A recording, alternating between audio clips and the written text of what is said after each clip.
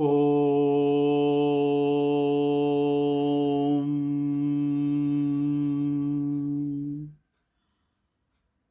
ओम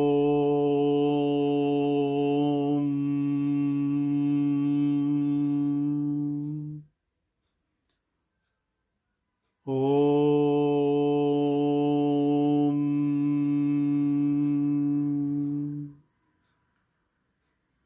गुरुर्ब्रह्मा गुरुर्विष्णुः गुरुर्देवो महेश्वरः गुरुः साक्षात् परब्रह्म तस्मै श्री गुरुवे नमः। अखंडमंडलाकारं व्याप्तं येन चराचरं तत्पदं दर्शितं येन तस्मै श्री गुरुवे नमः। हरिः ओम श्री गुरुभ्यो नमः। हरिः ओम ओम श्री विश्वेश्वराय नमः। ओम श्री विश्वेश्वराय नमः। ओम श्री विश्वेश्वराय नमः। ओम श्री ऋषि प्रभाकराय नमः। ओम श्री ऋषि प्रभाकराय नमः। ओम श्री ऋषि प्रभाकराय नमः। हरिः ओम। जय गुरुदेव। पार्ट 2 भावलेली ब्रह्मसूत्र मीमांसा। मी प्राध्यापक डॉक्टर रेणुकादास भ भारस्वाडकर। आज आपण समजून घेणार आहोत की आजच्या या विज्ञानवादी युगात जेव्हा संपूर्ण जग चौथ्या औद्योगिक क्रांतीमध्ये म्हणजे कृत्रिम बुद्धिमत्तेच्या युगात, ज्याला इंग्रजीमध्ये आर्टिफिशियल इंटेलिजन्स इरा असं म्हणतात, या युगामध्ये प्रवेश करत झालेला आहे, त्यात ब्रह्मसूत्रातील सूत्रांचा आजच्या तरुण पिढीला आणि येणाऱ्या पिढींना नेमका काय अर्थ आहे हे कळावं आणि या ब्रह्मसूत्रांचा अवलंब आपल्या जीवनात केल्यास काय प्राप्त होऊ शकल याचा आजच्या पिढीला पटल अशा रीतीनं आज आपण ब्रह्मसूत्रातील दुसरे सूत्र समजावून घेणार आहोत। आता हे सूत्र 4-2-11 या क्रमांकाचं आहे। आता हे 4-2-11 म्हणजे अध्याय 4 कशाचा? ब्रह्मसूत्राचा। ब्रह्मसूत्राचा अध्याय 4 पाद क्रमांक 2 आणि ब्रह्मसूत्रातील मंत्र क्रमांक 11। हे सूत्र असं आहे: अस्यैव चोपपत्तेरेष उष्मा। परत एकदा सांगतो, अस्यैव चोपपत्तेरेष उष्मा। आता याचा अर्थ काय? की याचा अर्थ ही गर्मी, ही उष्णता या सूक्ष्म शरीराची म्हणजे काय?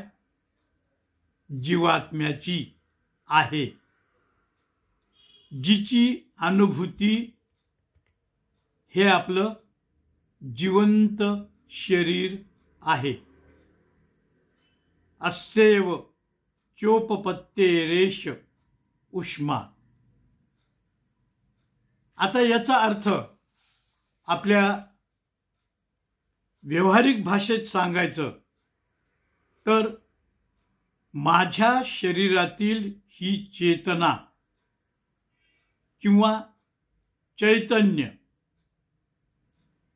या शरीराला सोडून गेलं तर या शरीराला 24 तास सुद्धा कोणी ठेवत नाही. म्हणजे काय तर आपापल्या धर्मरीतीप्रमाणे एकतर ते शरीर जाळून टाकतात किंवा काय करतात पुरून टाकतात. पंचमहाभूतापासून तयार झालेलं शरीर शेवटी पंचमहाभूतामध्येच विलीन होतं. आता हे का घडतं तर या पंचमहाभूतांना जिवंत करणारी जी उष्मा आहे ती जीवात्मा आहे. हा जीवात्मा जेव्हा शरीर सोडतो तेव्हा तो जीवात्मा नष्ट होतो का हो? ती उष्मा थंड होते का? या जीवात्म्याचं नेमकं काय होतं? तो मुक्त होतो का? का तो परत जन्म घेतो? या सर्व प्रश्नांची उकल आजपर्यंत विज्ञानाने करता आलेली नाही. विज्ञानाच्या कक्षेच्या पलीकडे असं काहीतरी आहे जे जाणवतं, अनुभवता येतं, पण व्यक्त करताना, सिद्ध करताना तर्काचा आधार घ्यावा लागतो. आपण म्हणतो ना, मला लॉजिकली पटल असं सांगा. सगळंच अध्यात्म आहे तसं स्वीकारायला आम्ही आंधळे किंवा अंधश्रद्धाळू का व्हावं? बाप दाखव नाहीतर श्राद्ध कर असं रोखठोक बोललो तर काय चूक आहे? तर या बाबतीमध्ये चूक अजिबात नाही. याचं लॉजिक ईशावास्य उपनिषदांमध्ये तर्कशुद्ध पद्धतीनं मांडलेलं आहे. आता ते नेमकं काय आहे हे आपण आता अगोदर समजावून घेऊया. यासाठी ईशावास्य उपनिषदाच्या 15व्या श्लोकात काय म्हटलं आहे ते आता आपण पाहूया. हिरण्मयेन पात्रेण सत्यस्यापि हितं मुखम. हिरण्मयेन पात्रेण सत्यस्यापि हितं मुखम तत्वं पूषन्न पावृणु सत्यधर्माय दृष्टये. तत्वं पूषन्न पावृणु सत्यधर्माय दृष्टये. म्हणजे हे प्रभो, तुझा सच्चिदानंद स्वरूप चेहरा तर आवरणाखाली झाकलेला आहे, पण मी तर तुझे प्रत्यक्ष दर्शन घेऊ इच्छितो. परंतु तुझा चेहरा सूर्यमंडलाच्या झगमगाटाच्या आवरणाखाली आहे. तुझा प्रत्यक्ष दर्शनाच्या आड येणारे हे आवरण दूर करून आपले प्रत्यक्ष स्वरूप प्रगट कर. अतिशय सुंदर अशी ही उपमा दिलेली आहे. अशाच प्रकारची एक उपमा एका हिंदी गाण्यामध्ये आहे. मला जुन्या हिंदी गाण्यांची आवड आहे आणि त्यांनी लिहिलंय वेगळ्या अर्थानं, पण ते बरोबर या ठिकाणी जुळतं कसं ते आपण त्या गाण्याच्या 2 ओळी मी आपल्याला सांगतो. की एका हिंदी सिनेमात एक गाणं असं होतं की पर्दे में रहने दो पर्दा ना उठाओ, पर्दे में रहने दो पर्दा ना उठाओ, पर्दा जो उठ गया तो भेद खुल जाएगा, अल्लाह मेरी तौबा वल्लाह मेरी तौबा. म्हणजे काय की रहस्य उलगडेल म्हणून तौबा तौबा करणारे गाणे सत्याचं दर्शन वेगळ्या अर्थानं घडवतं. हे सत्य दर्शन म्हणजे जीवात्मा परमात्मा यांची प्रत्यक्ष भेट आणि त्यासाठी या भेटीमध्ये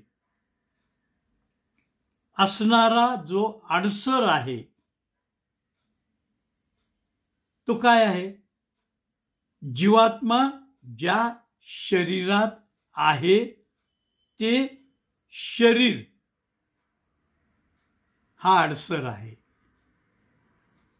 आता म्हणजे बघा, मृत्यूचं किती उदात्त वर्णन या श्लोकामध्ये केलेलं आहे. ज्या माणसाला हे उदात्तीकरण समजलं तो मुक्त असतो. म्हणून मी वेगळा आहे व माझे शरीर वेगळे आहे या स्थितीत असणं म्हणजेच मोक्ष किंवा फ्रीडम. आता याबाबत बरेचदा असं होतं की कळतं पण वळत नाही. एखादी जवळची व्यक्ती गेली तर आपण शोक करायचा नाही म्हटलं तर आपल्या मनात काय विचार येतो? लोक काय म्हणतील? या लौकिकाला घाबरून आपण जगत असतो. हे बदलता येतं आणि यासाठीच आपण ही भावलेली ब्रह्मसूत्र मीमांसा समजून घेत आहोत. आता एक उदाहरण देऊन सांगतो दैनंदिन जीवनातलं, म्हणजे आपल्याला हे पटकन लक्षात येईल. उदाहरण असं आहे की आपण रात्री झोपताना टीव्ही रिमोटने बंद करतो, पण कधी कधी रिमोटचे टीव्ही बंद करण्याचे बटन बिघडले किंवा ऑपरेट होत नसेल तर मग आपण स्वतः उठून वरून बटन बंद करतो. हेही तसंच आहे. अज्ञान स्थितीकडून ज्ञान स्थितीकडे जाण्याचा मार्ग. म्हणूनच आजच्या या कृत्रिम बुद्धिमत्तेच्या युगात अनुभव करणं गरजेचं आहे. यासाठी दररोज दुपारच्या जेवणापूर्वी 15 मिनिटांचं ध्यान करावं. या ध्यानात स्वतःच्याच मनात येणाऱ्या विचारांकडे तटस्थपणे डोळे मिटून पाहत राहायचं. मी वेगळा आहे आणि माझे विचार वेगळे आहेत याचा अनुभव घेत जावा.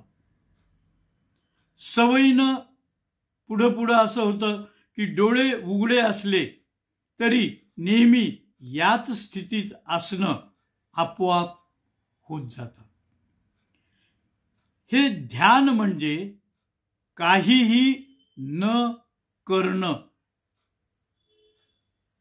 आता काहीच कसं करायचं नाही याचं एक शास्त्र आहे आणि ते म्हणजे science of non doing. Science of non doing याला मराठीमध्ये आद्य शंकराचार्यांनी अकर्मेव मोक्ष असं म्हटलेलं आहे. आता अकर्म म्हणजे काय? तर अकर्म म्हणजे काम तर करत आहे, काम करणं थांबवलेलं नाही, काम तर करत आहे, पण केलेल्या कामाचे कष्ट जाणवत नाहीत. अशी स्थिती केव्हा येते की काम तर खूप करतोय, मरस्तोर काम करतोय, पण केलेल्या कामाचे अजिबात कष्ट वाटत नाहीत. अशी स्थिती केव्हा येऊ शकते?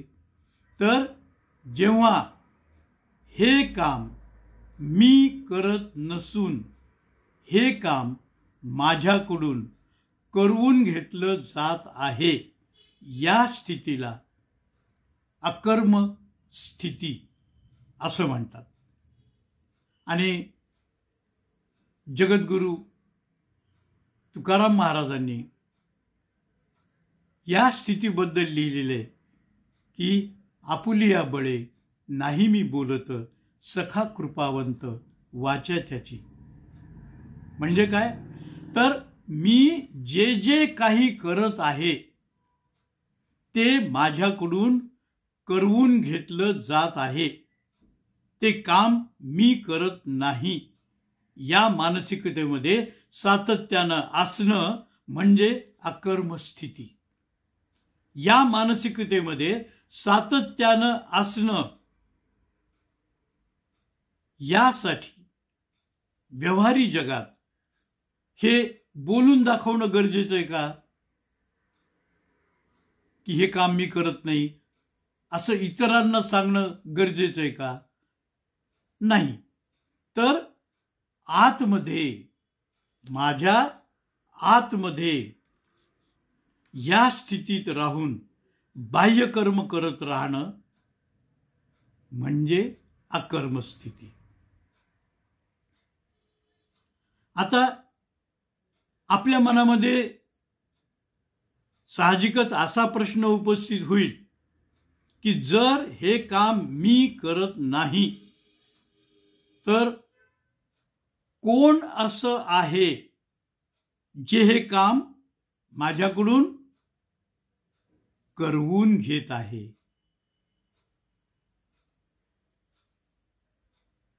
ती व्यक्ती किंवा ती शक्ती कोण आहे जी मला हे सर्व करायला सांगते व माझ्याकडून सर्व कामे करून घेते? अहो, मग मी नाममात्र आहे का? म्हणजे मी काहीच करत नाहीये का? किंवा मी सांगकामी आहे का? मी गुलाम आहे का? अनुयायी आहे का? माझा वापर करून घेणारा मालक, नेता, राजा, स्वामी, गुरु किंवा जो कोणी माझ्यापेक्षा वरिष्ठ आहे, जो या भौतिक जगात मला दिसत नाही, तो मला नियंत्रित करतोय का? म्हणजे मग मी काय कठपुतळी आहे की ही कठपुतळी नाचवणारा पण प्रेक्षकांना न दिसणारा सूत्रधार मला आयुष्यभर नाचवतोय का? मग मी स्वतःचं काहीच करायचं नाही का? मग मी निष्क्रिय जीवन जगायचं का? मी आयुष्यभर खाटेवर पडून राहिलं पाहिजे का? दे रे हरी खाटल्यावरी असं म्हणून हातपाय हलवायचे नाहीत का? मी जर बुडण्यापासून वाचवण्यासाठी हातपाय मारले नाहीत तर तो मला कसा वाचवणार? मी श्वापदांप्रमाणे नुसतं खायचं, प्यायचं आणि पडून राहायचं असं जगायचं का? मग माझ्या कर्तृत्वाचं, पुरुषार्थाचं, कमावण्याच्या कौशल्याचं, संपत्ती गोळा करण्याचा प्रयत्न, त्याचं काय करायचं? आज जगात जी माणसं आपल्या बुद्धिचातुर्यानं, कौशल्यानं वैध अवैध मार्गाचा विधिनिषेध न बाळगता अमाप संपत्ती, जी कधी हजारो कोटींच्या पेक्षाही मोठी असते, ती मिळवण्यासाठी धडपडतात, ते काय चूक आहेत का? हे चूक की बरोबर हे कोणी ठरवायचं? हा प्रश्न जसा आज सर्वांना पडला आहे तसाच तो मलाही पडलेला आहे. चूक काय आणि बरोबर काय याचं लॉजिक गणिती बुद्धिमत्तेला सिद्ध करून पटवून दाखवावं तर हे एवढा मोठा गोंधळ दूर सारता येईल. आणि हा जो आपला वर्ग आहे तो हे वैज्ञानिक सत्य समजून घेण्यासाठीच आपण या वर्गाचं उद्दिष्ट ठेवलेलं आहे. आता याचं लॉजिक शोधूया. काम तर करायचंय, कष्ट तर करायचे, संपत्ती तर मिळवायची, या संपत्तीतून विकत घेतलेल्या सर्व सुखसोयी माझ्याकडे तर असल्याच पाहिजेत. या स्पर्धायुगात मी ही स्पर्धात्मकताच जपली पाहिजे. मी कष्ट करून, मग ते शारीरिक कष्ट असोत किंवा बौद्धिक कष्ट असोत, भरपूर अर्थार्जन, द्रव्यार्जन केलंच पाहिजे. हे खरं सत्य आहे. व्यवहारवादी जगात सर्वांसारखेच मी सुद्धा आज तसंच जगत आहे. मग मला या आध्यात्मिक तत्वाचा काय उपयोग? तर हा उपयोग असा आहे की हे सर्व मी मरेपर्यंत 100% करायचे आहे. मीच हे सर्व धडाडीनं करायचं आहे. पण फक्त मी याचं श्रेय कोणाला द्यायचं? त्या परमेश्वराला, त्या परमात्म्याला हे श्रेय मी द्यायचं. कसं? हे जे काही मी करतोय ना, ते तूच माझ्याकडून करून घेतायस रे बाबा. यात काय होतं? अहंकाराचा नाश होतो. मी केलं म्हटलं की मला गची बाधा होते, म्हणजे अहंकार वाढत जातो. या अहंकाराच्या वाढत्या दबावानं माझी शुगर लेवल वाढते, ब्लड प्रेशर वाढतं, अनेक मनोकायिक आजार होतात आणि पाहता पाहता अचानक एक दिवस तो माणूस गुडूक होऊन जातो. करोडोच काय तर अब्जावधीची संपत्ती येथेच सोडून देतो आणि क्षणात मृत्यू पावतो. त्याला मरायचं असतं का हो? त्याला मरायचं नसतं, पण तो मरतो. का? तर मी करतो याचा दाब किंवा प्रेशर एवढं वाढत जातं की जीवात्म्याला हे शरीर सोडणं भाग पडतं.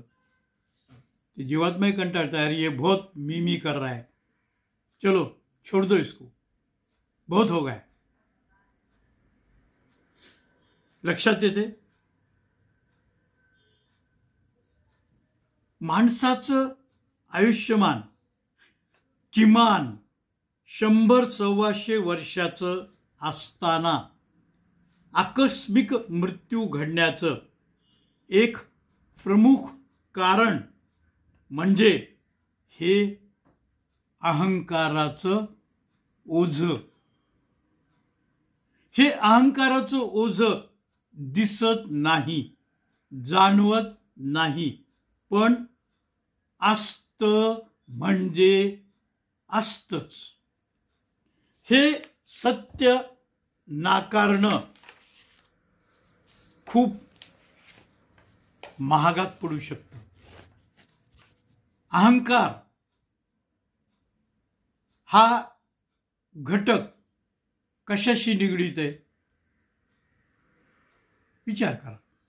अहंकार हा बुद्धीशी निगडीत घटक आहे. म्हणजे थोडक्यात काय, तर ज्याला बुद्धी आहे त्याला अहंकार म्हणजे इगो आहे आणि असतोच. कारण तो बुद्धीचा स्थायी भाव आहे. हे मी केलं, हे माझं कर्तृत्व आहे, हा माझा पुरुषार्थ आहे, हे माझ्या बुद्धिचातुर्याचं फळ आहे. मी म्हणूनच हे केलं. माझ्या जागी दुसरा कोणी ऐरा गैरा रथ्थू खैरा असता तर माझ्यासारखं करताच आलं नसतं. समाजात कितीतरी कमी बुद्धीचे लोक आहेत. त्यांचं जगणं आणि कर्तृत्व हे किड्यामुंग्यासारखं आहे.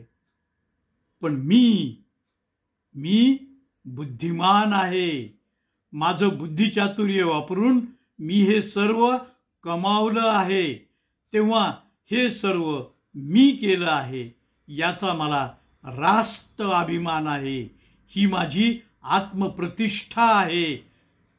हे माझा आत्मसन्मान आहे, जी मी कधी गर्वात रूपांतरित होऊ देत नाही.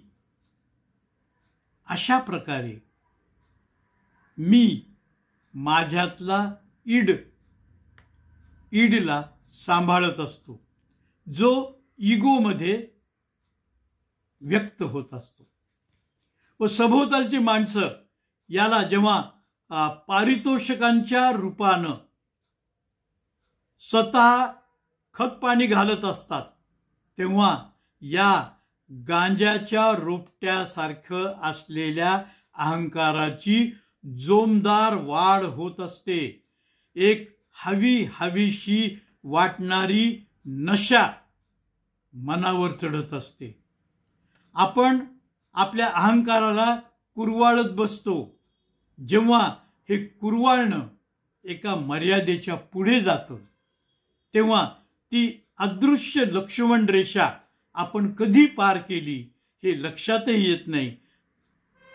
आणि मग जेव्हा रक्तदाबाचा रावण आपल्या आरोग्याचं हरण करतो, तेव्हा आपण काय करतो? मीठ कमी करतो, साखर कमी करतो व रक्तदाब नियंत्रित ठेवण्याचा प्रयत्न करतो. आता म्हणजे हे कसं होतं, एक उदाहरण देऊन सांगतो की समजा एखादी नाली तुंबलेली आहे आणि ती तुंबली, म्हणून उपाय काय, तर पाणी कमी वापरा. कारण नाली तुंबलेली आहे, पाणी कमी वापरा, असा प्रकार आहे. खरा उपाय काय आहे की या तुंबलेल्या नालीला भोग पाडून त्या तुंबलेल्या नालीचा निचरा करणं हा खरा उपाय आहे. तर हे कसं करायचं हे ब्रह्मसूत्रातून कळतं. म्हणून तर आपण हा सर्व वर्ग या ठिकाणी आयोजित केलेला आहे. आता हे भोग आपल्या अहंकाराला पाडायचं तर कसं, याचं उत्तर आता मी सांगतो की माझ्या कर्तृत्वासाठी, कर्तृत्व तर मी करतोय, मी कर्तृत्ववान आहे, पुरुषार्थ करतोय, मान्य आहे, पण माझ्या कर्तृत्वासाठी कुठल्या तरी अदृश्य शक्तीची काय आहे, साथ आहे. ती शक्ती ही सर्व कर्तृत्वाची जननी आहे आणि मी निमित्त मात्र आहे. मी कळसूत्री बाहुली आहे, जिच्या दोऱ्या त्या सृष्टीच्या निर्मात्याच्या हातात आहेत. असा विचार करणं खरंच गरजेचं आहे की नाही. माझं यश हे त्या शक्तीनं घडवून आणलेला एक प्रकारचा अपघात आहे.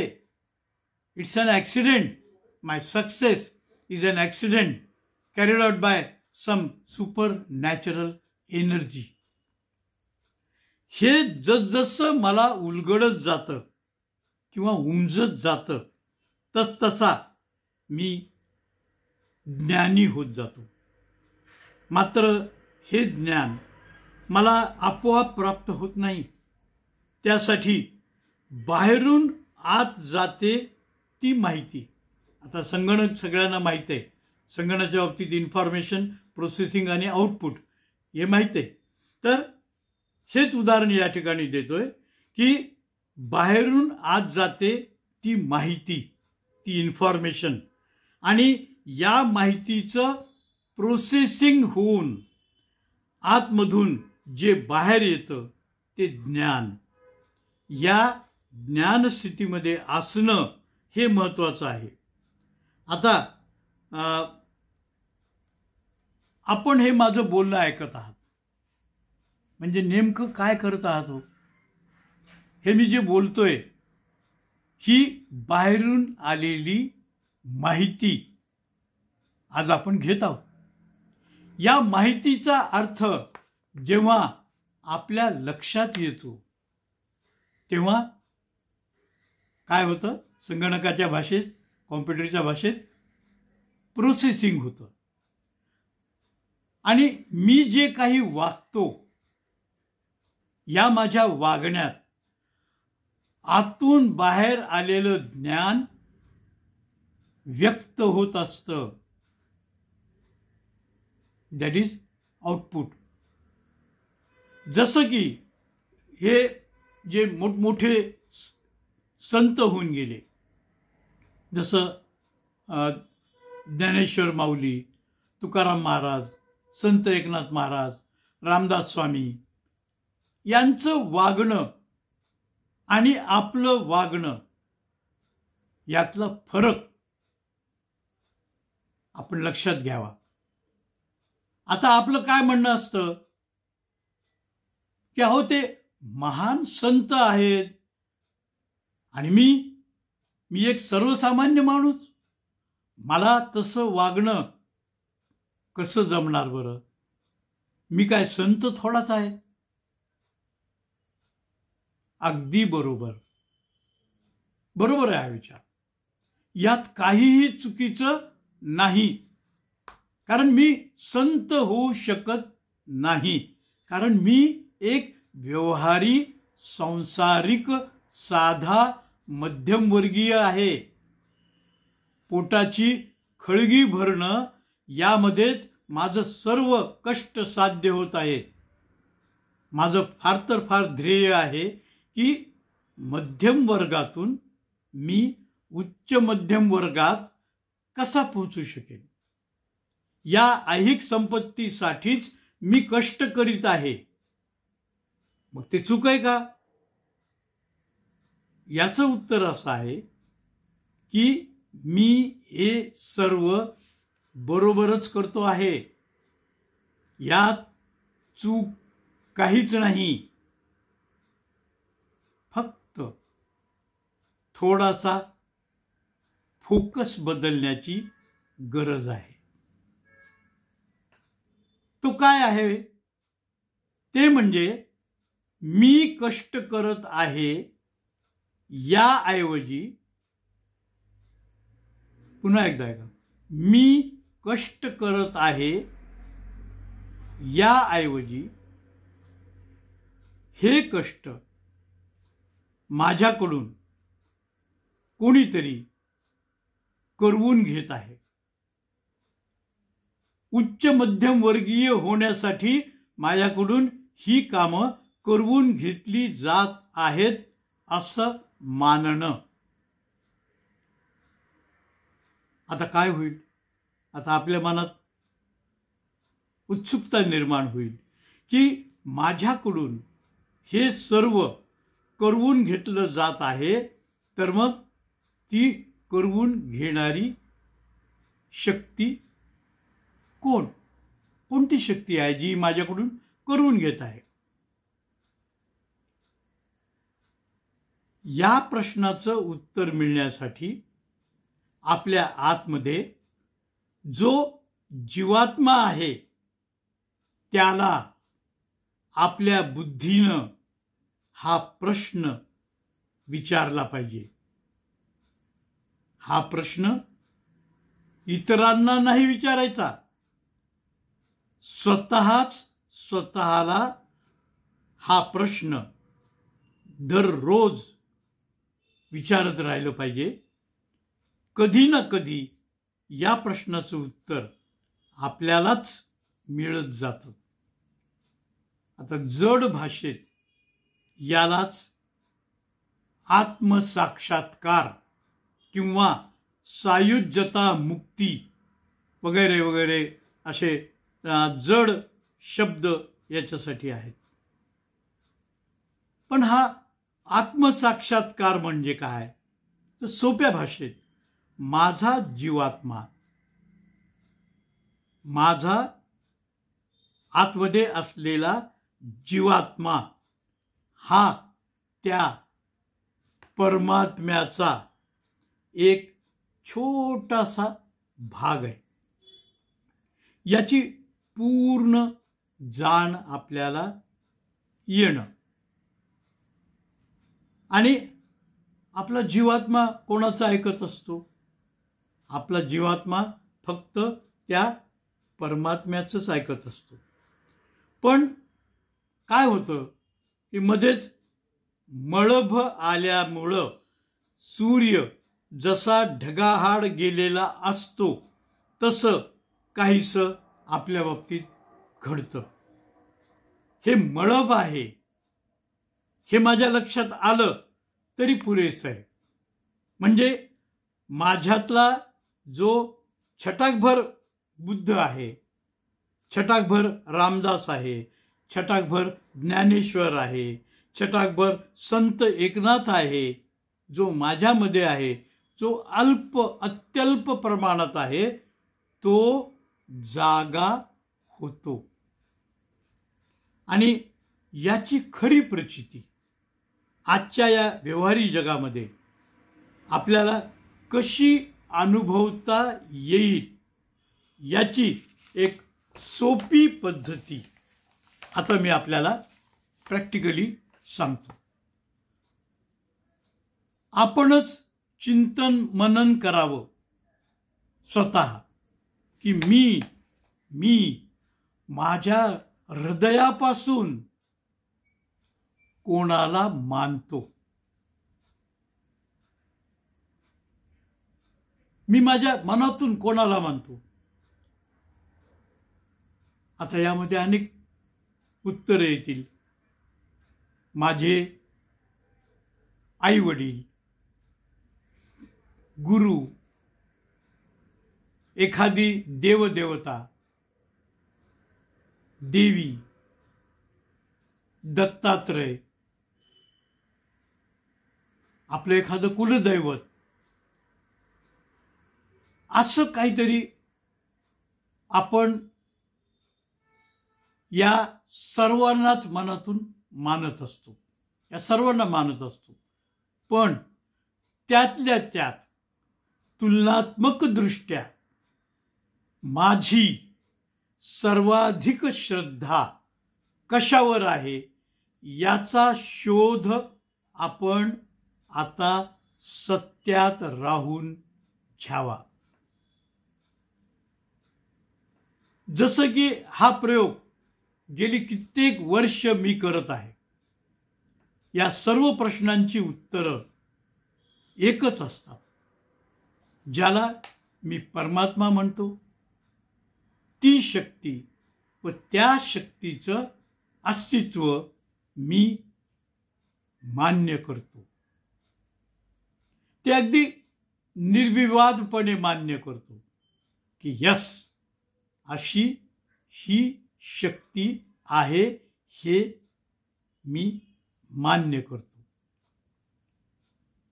आता याचा अर्थ इतर शक्तींना मी मानत नाही असा होत नाही, तर या एका विशिष्ट शक्तीशी माझा खूप जवळचा घरोबा आहे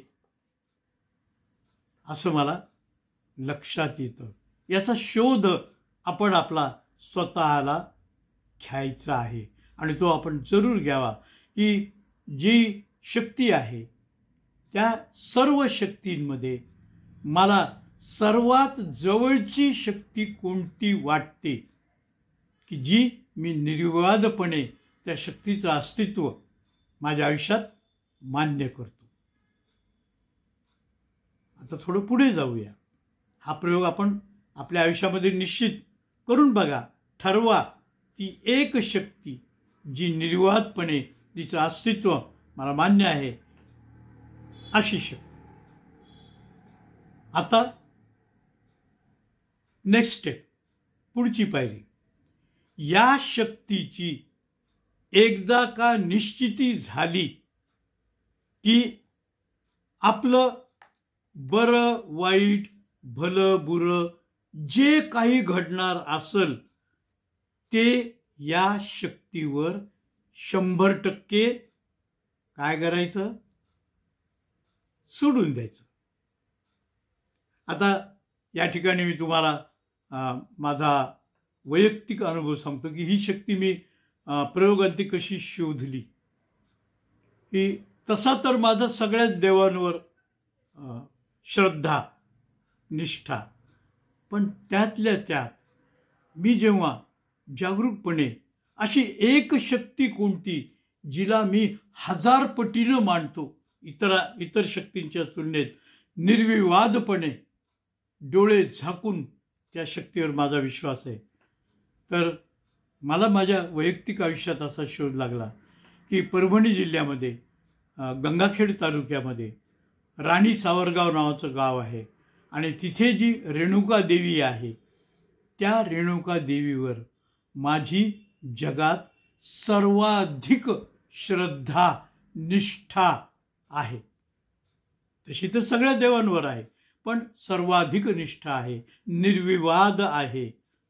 तेव्हा जे काही माझ्या आयुष्यात भलंबुरं होते ते सगळं मी त्या रेणुका देवीवर सोपवून देतो. मग काय होतं,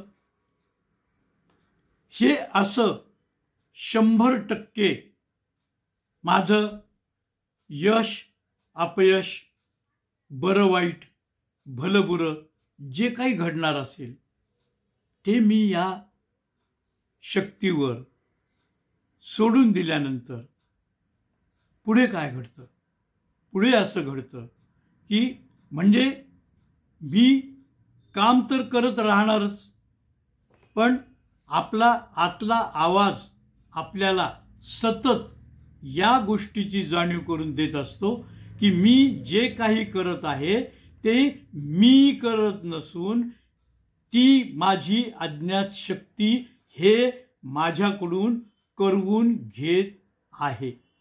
म्हणजे या कामातला, या कार्यातला, म्हणजे प्रत्येक कार्यातला जो कर्ता भाव आहे तो कर्ता भाव कोण आहे, ती शक्ती आहे.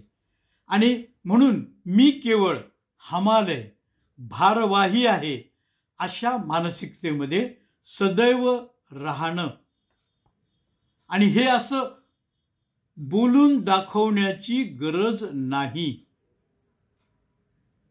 आपल्या वागण्यातून ते दिसलं पाहिजे. आपल्याकडे आपल्या पूर्वजांनी कुठलंही कार्य झालं की शेवटी ते काय करायचे, हातात उदक घेऊन कृष्णार्पणमस्तु किंवा गंगार्पणमस्तु असं म्हणायचे. या शब्दांचे, कृष्णार्पणमस्तु, गंगार्पणमस्तु, या शब्दांचे अर्थ आपल्याला त्यावेळी अनुभवायला येऊ लागतात. पूर्वीच्या काळी हेमाडपंथी अशी मोठमोठी मंदिरं होती. त्यावरील शिलालेखात तिथे काय कोरलेलं असायचं तर चामुंडराये करवियले असा हमखास उल्लेख असायचा. बरोबर की नाही? हे करवियले ते त्या शक्तीने माझ्या हातून हे घडविले आहे. मी तो ठोंब्या किंवा मी ती ठोंबी त्याच्या हातातील केवळ एक साधन आहे. ती शक्ती मला जशी अंतःप्रेरणा देते तसंच मी वागत असतो.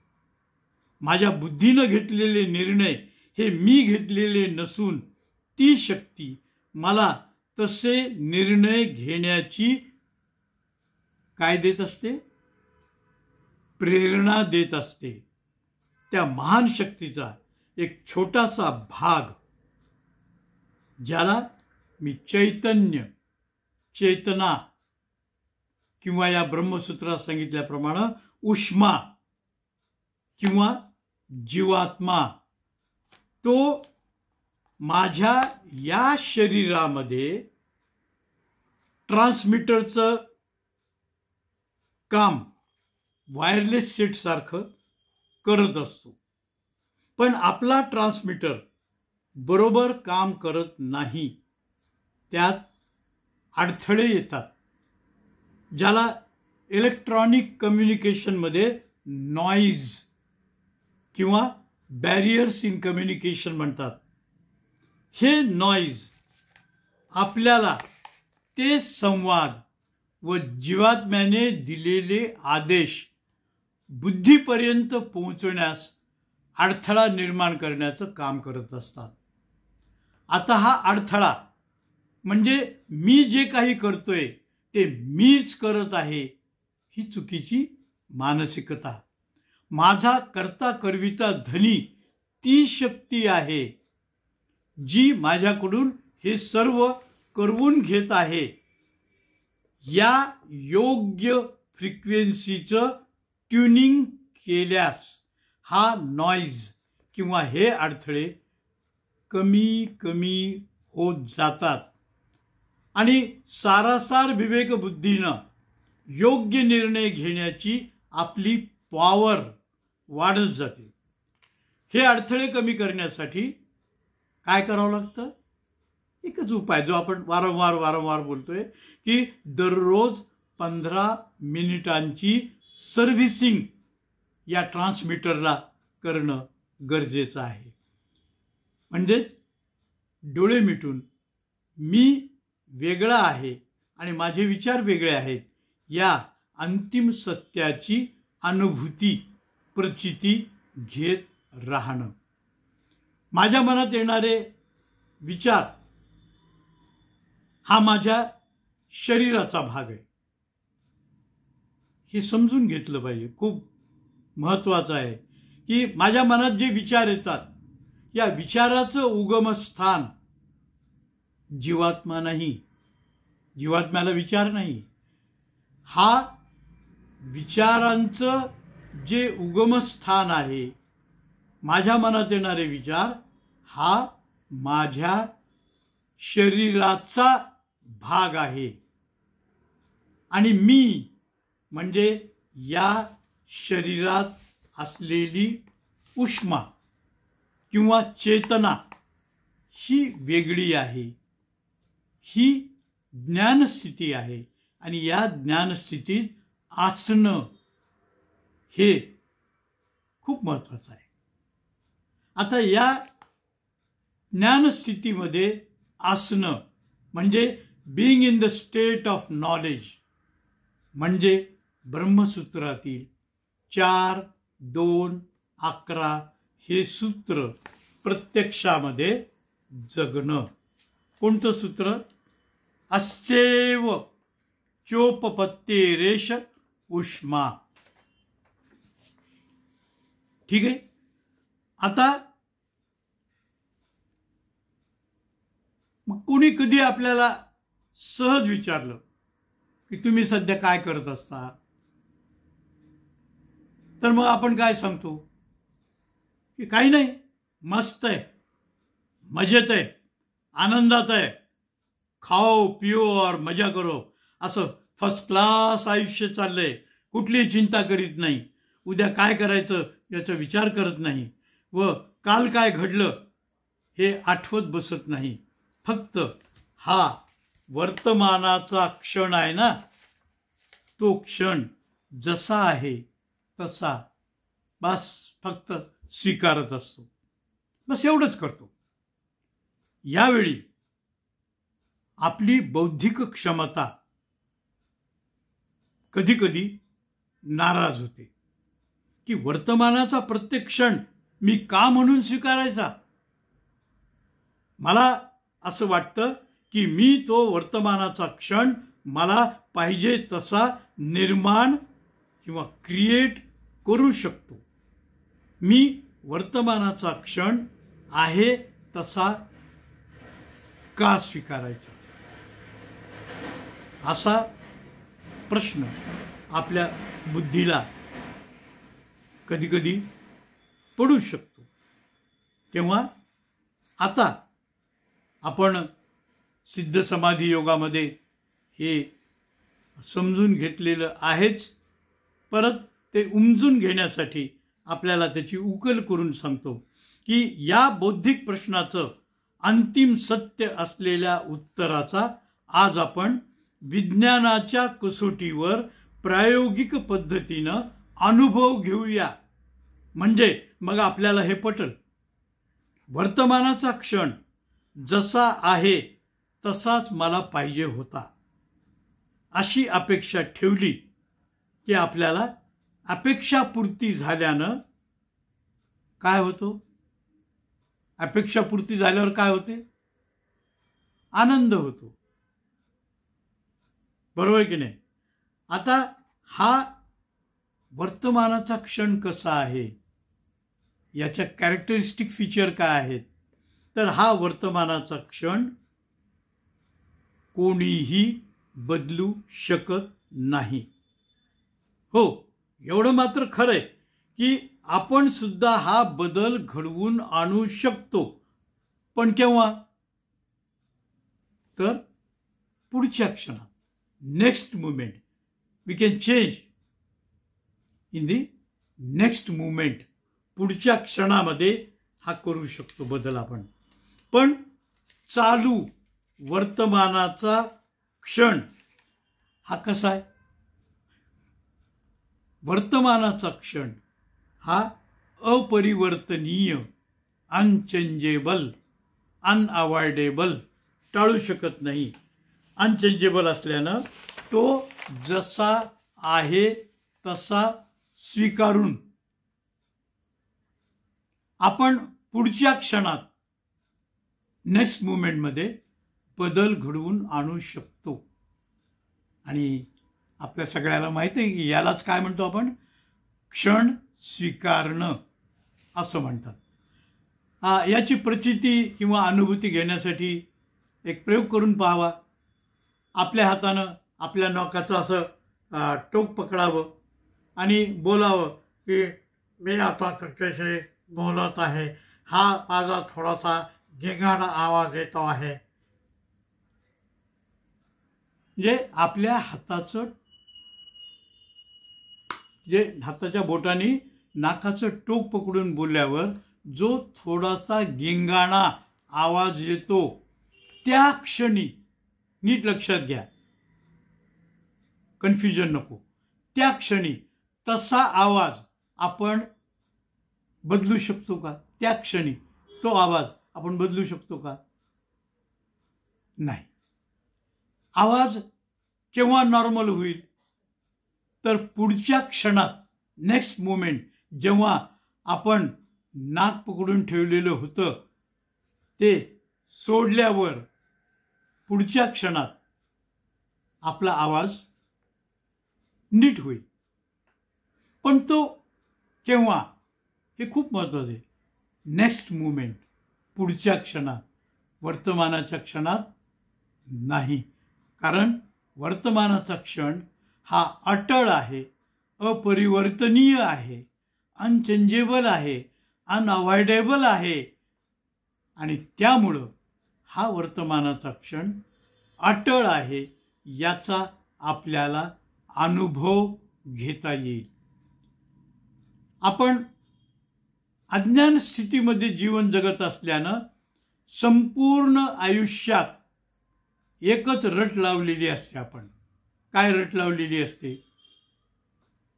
हा वर्तमानाचा क्षण मला असा नको होता, असं नको होतं, असं घडायला नको होतं, असं व्हायला नको होतं, असं घडायला नको होतं. आता या मानसिकतेमध्ये असाल तर काय निष्पन्न होईल? तर जे मला नकोय ते घडत आहे, माझ्या मनाविरुद्ध होत आहे, असं समजून आपण अपेक्षाभंगाचं दुःख आयुष्यभर करत बसतो. मग आपलं जगण्याचं सगळं गणित बिघडून जातं. म्हणून हा वर्तमानाचा क्षण जसा आहे तसाच मला पाहिजे अशी अपेक्षा ठेवण्यापेक्षा तो अपरिवर्तनीय आहे हे लक्षात घेऊन तो जसा आहे तसा स्वीकारत गेलो तर काय होईल? वैज्ञानिक भाषेत सांगायचं झालं तर वर्तमानात राहून, वर्तमान स्वीकारून माझं भविष्याकडे पाहणं सुरू होतं. ही पहिली पायरी आहे. हे जसजसं जमत जातं तसतसं भविष्यात घडणाऱ्या घटना आत्ता या क्षणी माझ्या जीवनात प्रत्यक्ष घडत आहेत या दुसऱ्या पायरीवर आपण येतो. म्हणजे मला जे अपेक्षित आहे, भविष्यात जसं घडायला पाहिजे, जे मला अपेक्षित आहे ते सर्व या क्षणी, इन प्रेझेंट मोमेंट, आत्ता या क्षणी माझ्या जीवनात प्रत्यक्ष घडत आहे या मानसिकतेमध्ये असणं. इथं असं घडलं की अपयश तर येणार नाही, सौदा तर फिसकटणार नाही, नुकसान तर होणार नाही, अशा प्रकारच्या शंका आपल्या मनात उपस्थित होणार नाहीत. अनेक वेळा असं होतं की आपल्या अंतर्मनाची शक्ती, the power of our subconscious mind, याच्यावर एक खूप छान पुस्तक आहे डॉक्टर जोसेफ मर्फी यांचं, the power of subconscious mind. हे मूळ इंग्रजीमध्ये लिहिलेलं पुस्तक आहे, परंतु याचा मराठीमध्ये अनुवाद उपलब्ध आहे. हे पुस्तक मराठीमध्ये आहे, हिंदीमध्ये आहे, अनेक भारतीय भाषांमध्ये या पुस्तकाचा अनुभव केलेला आहे, अनुवाद केलेला आहे. तेव्हा माझी अशी आपल्याला विनंती की the power of your subconscious mind by doctor Joseph Murphy हे एकदा नाही अनेकदा कोळून प्या, वाचा. आपल्या लक्षात येईल की आपण आपल्या अंतर्मनाची शक्ती नीट ओळखलेली नाही. अंतर्मनात भविष्याची अपेक्षित स्थिती आत्ताच या क्षणी माझ्या आयुष्यात प्रत्यक्ष घडत आहे. याबाबत एक गमतीदार उदाहरण तुम्हाला सांगतो की समजा, हे उदाहरणच आहे, काल्पनिक आहे. समजा माझे 40 लाख रुपये एखाद्यानं बुडवले आहेत. तर माझे मन सतत या चिंतेत असते की माझे 40 लाख रुपये मला मिळालेच नाहीत तर माझं कसं होणार. म्हणजे आपण काय होतो, स्टकअप होतो, अडकतो, बुद्धी कुंठित होते, वसुलीचा मार्ग दिसत नाही, होणाऱ्या नुकसानीचे भयावह चित्र आपल्या मनात येत जाते. मग आपण खूप अस्वस्थ होतो. मग पुढे पुढे याचे परिणाम आपल्या शरीरावर मनोकायिक आजाराच्या स्वरूपात दिसायला सुरुवात होते. बीपी वाढते, शुगर वाढते, गुडघे दुखतात, पाठ दुखते, मान दुखायला सुरुवात होते. म्हणजे जी गोष्ट घडलेली नाही, नीट लक्षात घ्या, जी गोष्ट घडलेली नाही त्याबद्दल सतत सतत विचार करून आपण आपल्या मनावर व पुढे शरीरावर आघात करत असतो. आता यावर उपाय काय? What is the solution for this? तर आपण वैचारिक पातळीवरही प्रश्न निर्माण करत असतो आणि त्या प्रश्नाचे उत्तर शोधण्यासाठी आपणच त्यात मग्न असतो. प्रश्न काल्पनिक आणि उत्तरही शोधणं काल्पनिकच आहे. मुळात प्रश्न आपणच निर्माण करतो आणि या प्रश्नाचं उत्तर शोधण्यात सगळं आयुष्य घालवतो. मुळात कुठलाच प्रश्न नसतो, मात्र आपल्या विचारातून आपण तसं प्रश्न निर्माण करतो. जसं की एखाद्या लहान मुलानं कागदावर राक्षसाचं चित्र काढलं आणि त्या चित्राकडे पाहून तो मुलगा थरथर कापू लागला व आता हा राक्षस मला खाणार म्हणून भिवू लागला. खरं तर राक्षसाचं चित्र कोणी काढले? त्या मुलानंच काढले. आता आपण काढलेल्या चित्राकडे आपणच पाहून नंतर तोच घाबरू लागतो. ही मुलाच्या बाबतीतली स्थिती आणि आपली स्थिती यापेक्षा काय वेगळी असते? प्रश्नही आपणच निर्माण करतो, या प्रश्नाला उत्तर शोधण्याचा प्रयत्न करतो आणि उत्तर मिळालं नाही काय होतं? घाबरतो. मुळात उत्तर हे मिळणारच नसतं, कारण प्रश्न हा आपण स्वतःच आपल्या कल्पनाशक्तीतून निर्माण केलेला असतो. मुळात कोणतीही समस्या अस्तित्वात नसते, आपणच आपल्या काल्पनिक शक्तीतून समस्या निर्माण करतो आणि आयुष्यभर त्याचं उत्तर शोधण्यात मनोकायिक आजारांना आमंत्रण देत असतो. ब्रह्मसूत्रातील अभ्यासातून हा फोलपणा लक्षात येताच आपण चिंतामुक्त जीवन जगू लागतो. तर शेवटी मी आपल्याला असं सांगेन की अशा रीतीनं ब्रह्मसूत्रातील मला भावलेले सूत्र क्रमांक 4211 जे अस्यैव चोपपत्ते रेष उष्मा, याचा अर्थ असा की हा उष्मा म्हणजे उष्णता जी आपल्या शरीरात आहे ते आपलं सूक्ष्म शरीर आहे.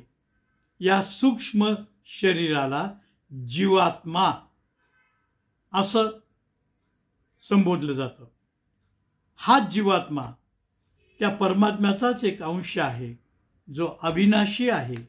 म्हणून जीवात्मा जेव्हा हे स्थूल शरीर सोडतो तेव्हा तो नष्ट होत नाही.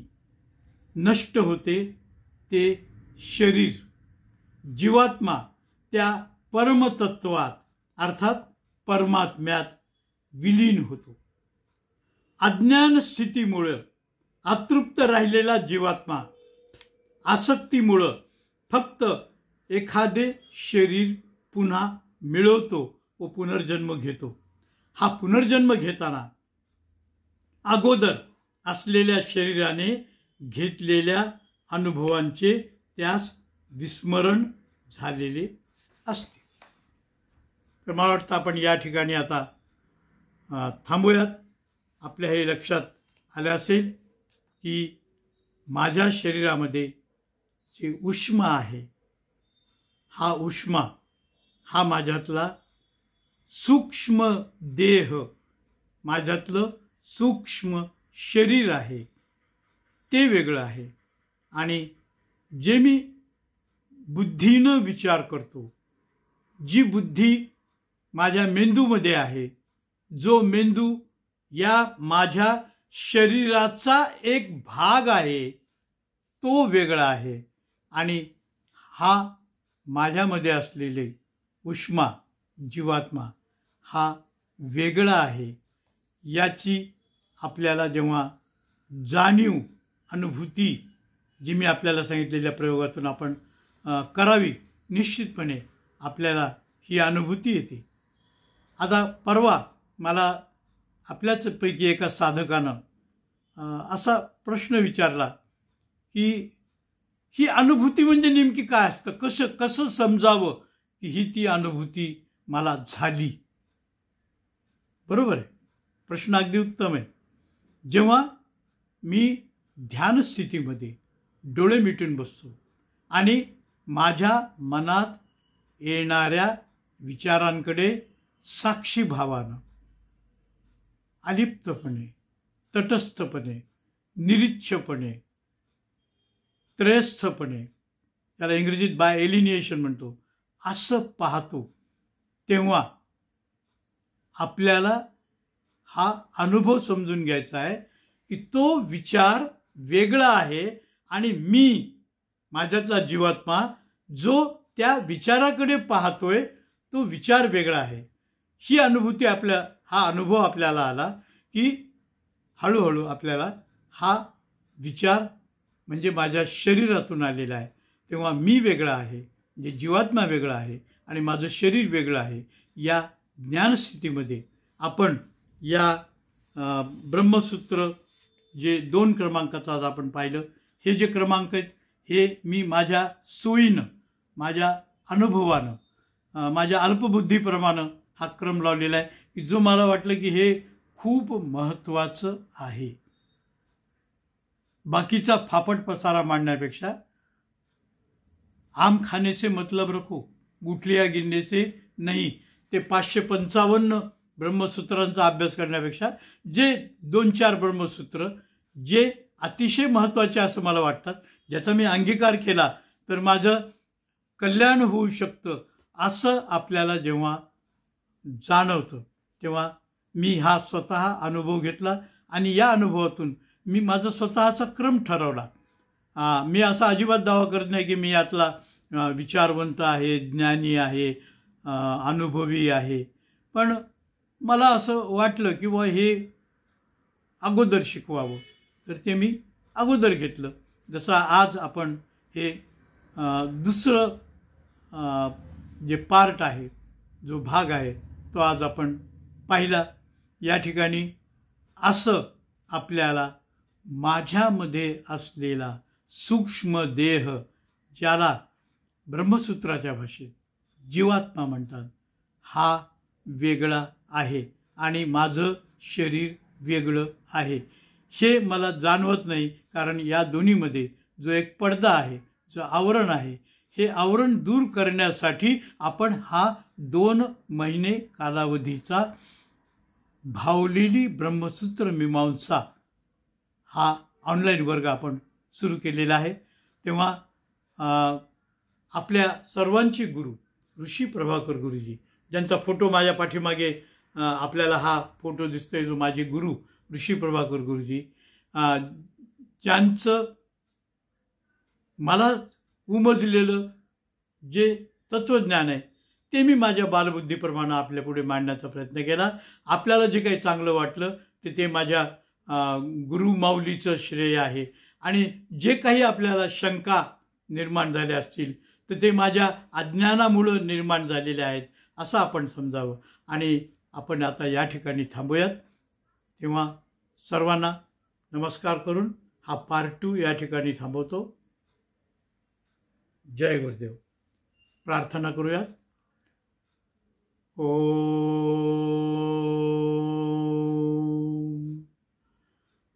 ओम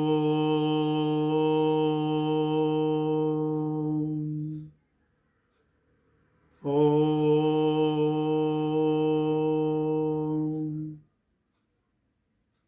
असतो मा सद्गमय तमसो मा ज्योतिर्गमय मृत्योर्मा अमृतं गमय. ओम शांति शांति शांति. जय गुरुदेव.